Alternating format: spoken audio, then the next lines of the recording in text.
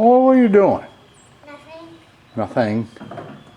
Alright, so in typical fashion, what I've done is, well, I've worked about a month and didn't bother to film anything, so there's a rear end.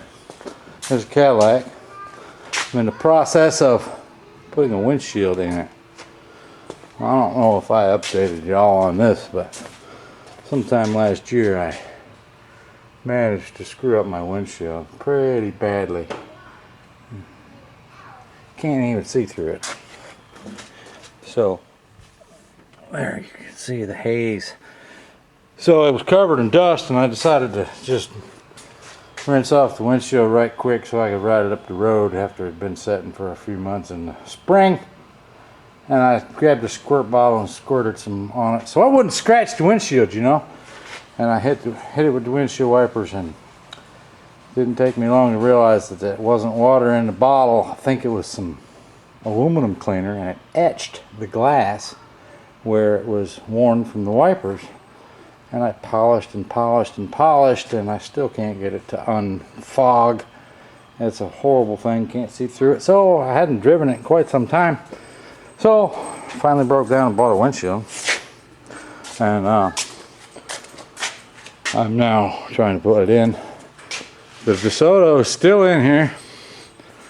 And I finished the transmission installation. Hey, buddy. And well, I said I finished it. It's all but finished. So this transmission's a later model transmission than the one that was in it. So this one has an internal slave cylinder on the hydraulic clutch setup, which required a different master setup than I previously had. And the only master that was available for this type of slave setup did not have a remote reservoir, which required me to mount it level, which it was not before. So I had to create this setup here to mount the master on, and then I had to bell crank it back to the clutch. So now that that's all in, make sure I can see this. It all functions the way it's supposed to. So when I broke this thing on the drag strip some years ago, it popped and it wouldn't go back in gear. I tried to put it in all the gears and it just would grind, and it acted as if it was in a gear, but it wouldn't move. And I said the transmission's broke. So I've installed the new transmission. I got the clutch to function. I put it in gear and I let the clutch out on jack stands, and the wheels weren't turning. So I said that's peculiar. So I climbed underneath it and the drive shaft was spinning, and I only found out at that point in time that I broke the rear end as well, or maybe even just the rear end. I don't know. I'm an idiot. I didn't really look at the transmission all that close. I just assumed I broke it. So I have changed the clutch. I have changed the transmission, but now the rear end is also broke. So I'm in the process of taking the drive shaft back out. Going to remove the rear end. I have purchased a rear end. It is a Ford 8.8. Came out of a Ford Explorer. It has disc brakes on. It's a 373 gear. I popped the cover to inspect, and it has an open differential. Not a problem. I have several other 8.8s from various other vehicles. One out of a Mustang, one out of a Lincoln Mark 7. Baloo had the Mustang one in one of his hot rods that came with it, and the Lincoln Mark 7 one, I think it's been passed around amongst some hot rodders that I hang with. Somehow I ended up with it. It has a posi unit in it. Read all the carriers are the same as far as mounting the gears. So I think I'm gonna pull these gears and put them on the posi carrier, drop it back in, retain these 373 gears, because that one has a 323 gear in it. I don't know what gear ratio this DeSoto rear is, but I'm guessing it's in the low 5s, high 4s. So I don't want to drop all the way down to a 323 because I think I'm going to be sorely disappointed in it. So I'm dropping this out. Blue, I think, is going to drop off that other rear end later today. And I'm going to look at swapping that carrier out. Maybe we'll work on the windshield a little bit more. These bits and pieces, I'm sorry, I'm really crappy at making videos, and y'all probably, that's probably why I only get 200 views on a video. But hey, I thank you, the ones that do watch. And so does Tommy boy. You gonna fix that pressure washer? You know it's broke, right? Why? Because half the stuff we got's broke, that's why. But we got skills we could probably work on. If we were rich, we'd just go buy new stuff instead of trying to fix old stuff.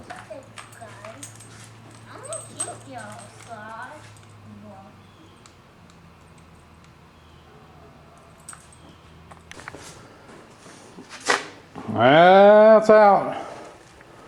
There it is. 1947 DeSoto with a 400 turbo output shaft yoke adapted as a pinion that I put on it the third time I broke the U-joint, and I couldn't find any more on eBay because they had a funky flat flange, a little ear U-joint on these things. Horribly weak design. Was not intended for turbo applications. Was intended for about 80 horsepower flathead 6-cylinder. So that actually did pretty good, but if you'll notice,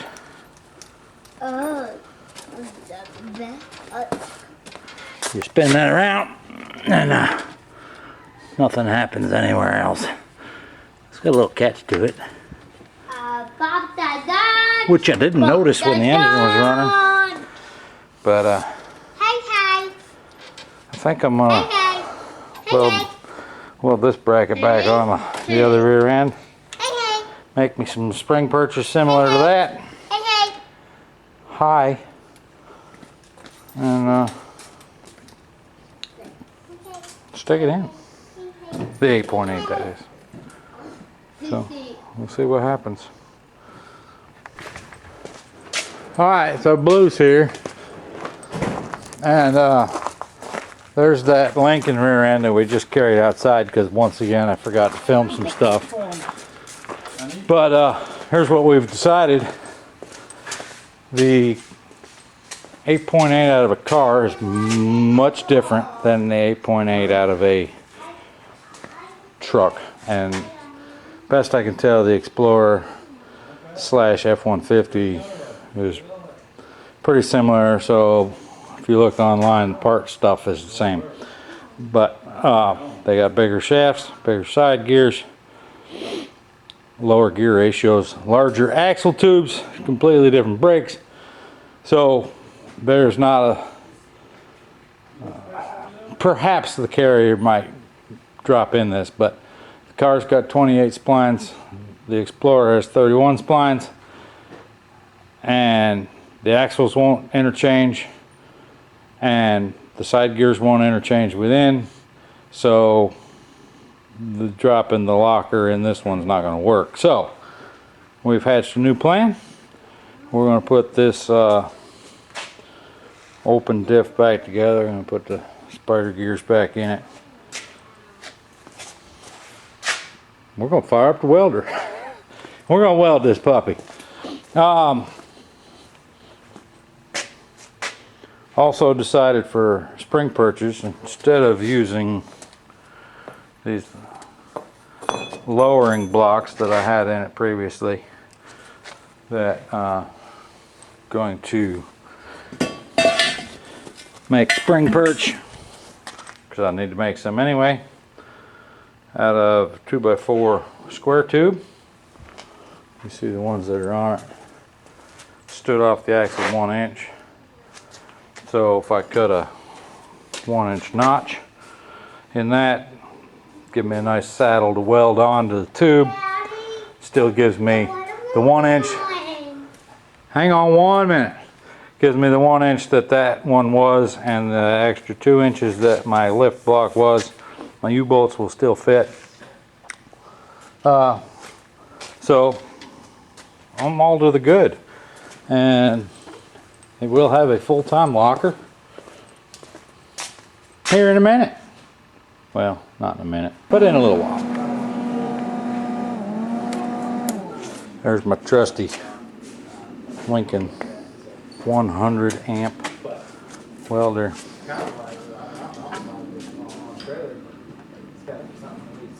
Hey, that ought to do it, I think. I don't know, maybe I'll break it. Ain't no telling. I welded all the gears to themselves, to each other, and then to the case. Then I throwed a few grade 8 bolts in there and welded them all together, and welded them to the gears too. Guess I'll roll it over and do the other side now. Alright, so we've been working on Blue was nice enough to make some 2x4 tube mounts, leaf spring perches that are already have a 2-inch block in them, so we don't have to use a block. Plus they're narrow enough so the U-bolts won't be crooked anymore. And we got the brakes on it, and we got that, I guess you call that a panhard bar, cut off of the old one, tacked on. So I'm just going to weld those on. If I got enough welding wire left after the differential thing. And we're going to put this thing in. What do you think? I think it's been a good rear end. I think so too. Go to work. Alright, brakes are on. New pads. Mounts are welded.